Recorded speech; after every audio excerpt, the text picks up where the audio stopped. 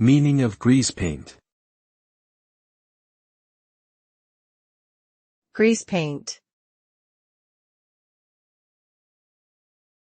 Grease paint.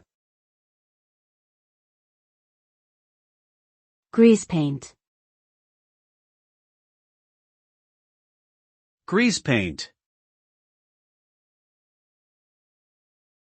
Grease paint refers to a type of makeup traditionally used in theatrical performances.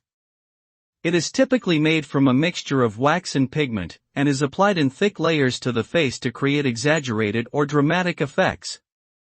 The term grease paint may also be used more broadly to refer to any heavy or opaque makeup, regardless of its composition.